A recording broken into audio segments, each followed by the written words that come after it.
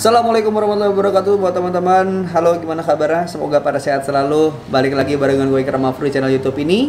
Kali ini gue akan membahas sebuah topik yang cukup menarik, yaitu tentang konspirasi. Karena mungkin teman-teman taunya ngebahas konspirasi itu langsung tinggi tuh pembahasannya. Tapi gue pengen ngasih tahu dulu, kalian harus pahamin dulu apa itu konspirasi.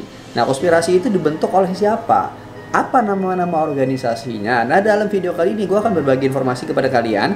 Tapi sebelum gue mulai, silahkan di subscribe kalau misalkan kalian suka dan nonton video ini. Dan langsung aja kita mulai. Sebelum kita bahas organisasi-organisasi yang membuat sebuah konspirasi, kita pahamin dulu apa itu konspirasi.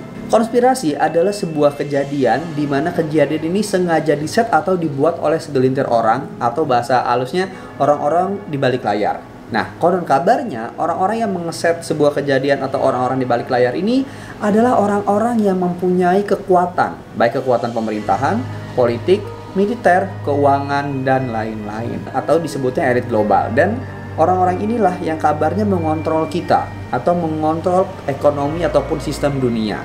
Katanya, ya percaya atau tidak, itu kembali ke kalian. Kita dikontrol melalui apa? Melalui media, musik, film, pemerintahan, keuangan, bahkan media sosial. Ya, memang sih nggak semua orang percaya konspirasi, tapi setidaknya ini bisa menjadi ilmu buat kalian sendiri. Nah, kata konspirasi sendiri ini berasal dari kata Yunani yang berarti diam-diam atau berbisik. Kok gitu? Karena ini berdasarkan sebuah kejadian yang terjadi pada zaman Yunani kuno, di mana seorang petinggi yang bernama Julius Caesar, yang gue yakin kalian tahu namanya tapi tidak tahu orangnya. Beliau adalah salah satu petinggi pada era Yunani dulu, dan beliau dibunuh oleh 13 orang setianya. Dilakukan penusukan secara diam-diam dan mereka melakukannya secara bersamaan. Dan inilah awal mula terbentuknya konspirasi. Orang yang mempunyai tujuan yang sama, visi yang sama di balik layar untuk melakukan sebuah kejadian. Lalu konspirasi sendiri ini identik dengan yang namanya organisasi yang ada di balik layar ataupun sebuah gerakan, atau mereka juga sering meninggalkan simbol-simbol di suatu tempat, di mana simbol itu memberikan kode kepada mereka yang mungkin sama-sama ada di dalam organisasi konspirasi itu sendiri. Dan salah satunya konspirasi ataupun gerakan yang ada di konspirasi yang paling terkenal adalah simbol mata satu atau Illuminati. Yes, Illuminati banyak orang yang tahu ataupun pernah dengar tapi nggak tahu banyak asal mulanya dan apa tujuan dari Illuminati ini sendiri. Dan ini cukup menarik yang akan gue bahas kali ini. Illuminati sendiri adalah gerakan yang didirikan oleh kaum Yahudi yang didirikan di Bavarian pada abad ke-18, tepatnya pada tahun 1785 oleh Adam Weishaupt, di mana beliau adalah seorang keturunan Yahudi, dan organisasi ini sendiri awal mula hanya terdiri dari 5 orang. Illuminati sendiri memiliki arti yaitu pencerahan, dan orang-orang yang sudah mengikutinya istilahnya sudah disebut dengan orang-orang yang mendapatkan pencerahan. Namun konon kabarnya Illuminati sendiri ini adalah sebuah gerakan yang sebenarnya sudah ada dari 4000 tahun sebelumnya, yaitu organisasi yang bernama Kabbalah. Ya, yang menarik, Illuminati sendiri kabarnya hanyalah perpanjangan tangan dari organisasi yang sudah berdiri 4000 tahun sebelumnya, yaitu organisasi Kabbalah, di mana Illuminati adalah perpanjangan tangan atau regenerasi dari Kabbalah, teman-teman, yang didirikan oleh Adam Weishaupt. Terus Kabbalah sendiri terbagi menjadi 3. Ada Kabbalah putih, Kabbalah kuning, dan juga Kabbalah hijau. Kalau Kabbalah putih tujuannya atau segmentasinya lebih kepada politik, sehingga mereka bisa mengatur sistem ataupun tatanan pemerintahan. Sedangkan Kabbalah hijau dan kuning ini mengajak orang bersama-sama untuk menyembah Satan atau setan, atau lebih tepatnya iblis kalau teman-teman nggak paham ya. Jadi bisa dibilang ini sangat penting untuk teman-teman pahami, terutama buat kaum muslim ya, karena tujuan dari mereka sendiri adalah membuat tatanan dunia yang baru atau the new world order ya, dimana di sana tidak ada peraturan ataupun pemerintahan, tidak ada agama, dan hanya menyembah ataupun hanya ada satu kepercayaan. So makanya buat kaum muslim ya, ini harus kuat-kuat banget, karena mereka sendiri ini seperti Iklan bilang tadi, mengontrol kita melalui media. Seperti teman-teman tahu media seperti apa sekarang ya, gampang dikontrol dan kita gampang dibohongi. Terus juga melalui musik, dimana kita dibuat lalai, melalui film, melalui ekonomi sehingga kita diatur, dan lain sebagainya. Hal yang cukup menarik, mereka semua bertujuan untuk menghancurkan Islam. Ya mungkin kalau kita yang muslim kita tahu alasannya kenapa, karena mereka percaya terhadap ya Satan ataupun apapun itu yang mereka sembah gitu, dan kita punya iman dan kita percaya bahwa Allah itu cuma satu. Nah, Mereka seperti yang gue bilang tadi menyerang kita atau mengajak kita, merusak kita kaum muslim itu melalui media, musik, film, terus juga politik, keuangan dan lain sebagainya. Kita bahas satu-satu. Kalau kita bicara anak muda zaman sekarang, lihat betapa bahayanya musik. Kenapa? Karena musik sendiri itu banyak yang sudah disetting sehingga membuat kita jauh dari ajaran agama, atau musik itu sendiri mengajak kita untuk bergabung bersama mereka ataupun menyembah setan ya.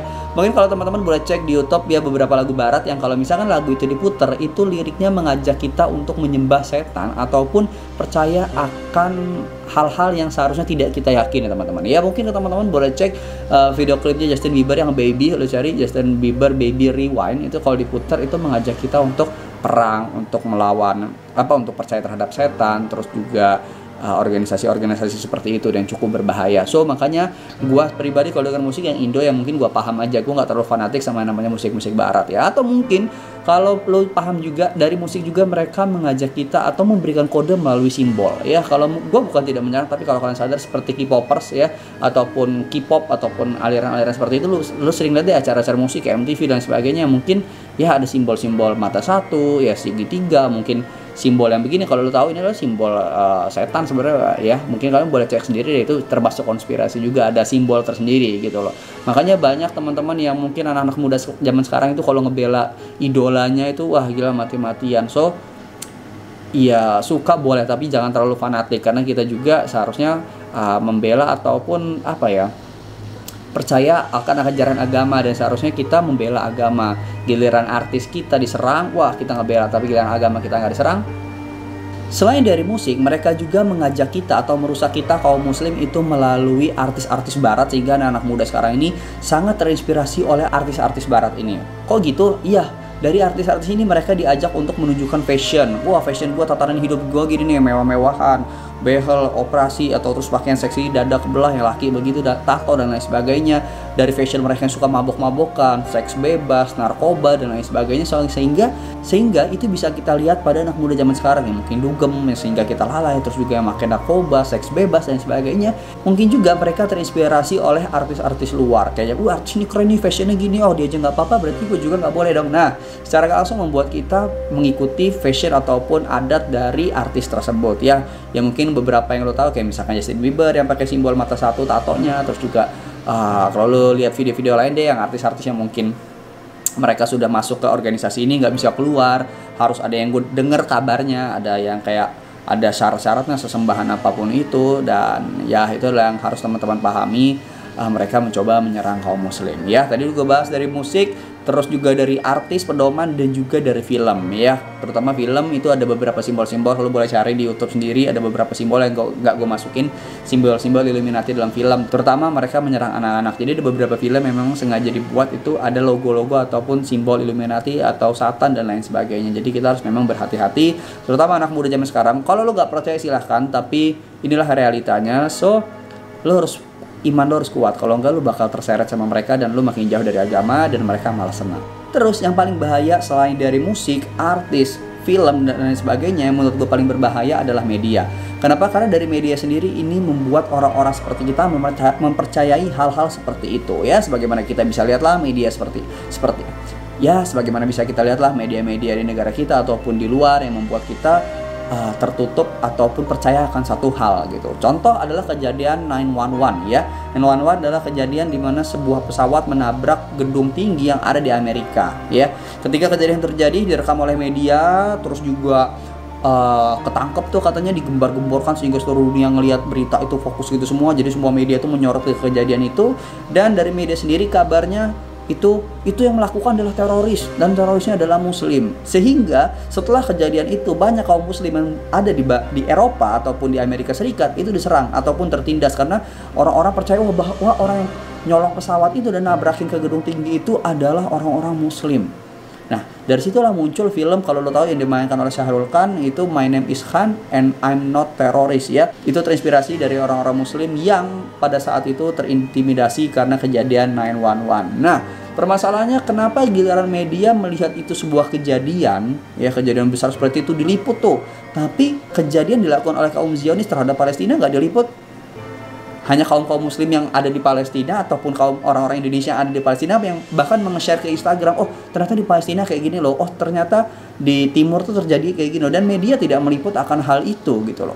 Itu perang yang jelas terjadi, dan kita kaum muslim ya tutup mata tapi ngeliat kejadian, wah pray ini, tapi ya sesama bangsa ataupun sesama muslim kita lupa. Jadi itulah salah satu kuatnya media. Jadi buat teman-teman, ya jangan terlalu percaya, yang penting tahu ya, kalian harus cari info lebih dalam lagi, jangan sampai termakan oleh konspirasi seperti ini. Balik lagi ke kalian, percaya atau tidak ya.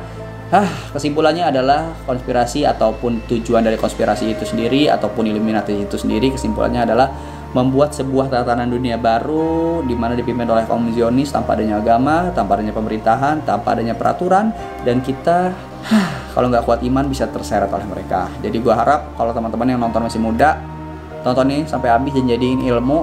Balik lagi, lo harus kuat iman karena kita tahu kita sekarang ada tanda-tanda akhir zaman, so kita harus persiapan diri.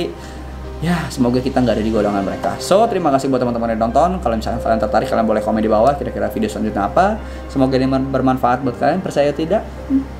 Balik lagi ke kalian. See you and bye-bye.